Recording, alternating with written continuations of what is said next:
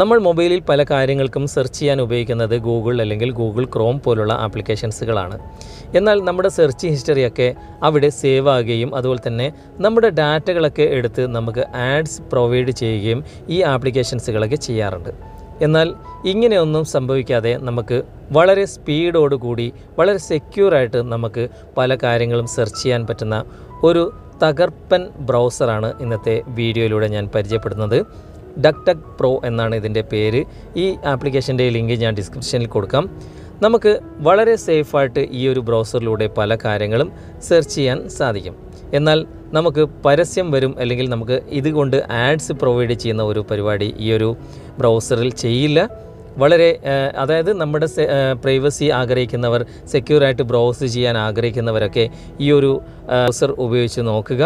വളരെ സിമ്പിളായിട്ടുള്ള ഒരു ചെറിയൊരു MB മാത്രമുള്ള ഒരു ആപ്ലിക്കേഷനാണ്. ആപ്ലിക്കേഷൻ്റെ ലിങ്ക് ഡിസ്ക്രിപ്ഷനിലുണ്ട്. അതിലൂടെ നിങ്ങൾ ഇൻസ്റ്റാൾ ചെയ്തതിന് ശേഷം നിങ്ങൾ ഓപ്പൺ ചെയ്യാം.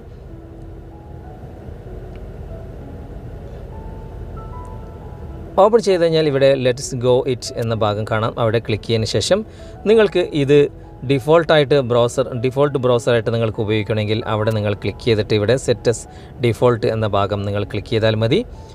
ഉടനെ തന്നെ നിങ്ങൾക്ക് ഈ ഒരു ബ്രൗസർ ഓപ്പണായിട്ട് വരും.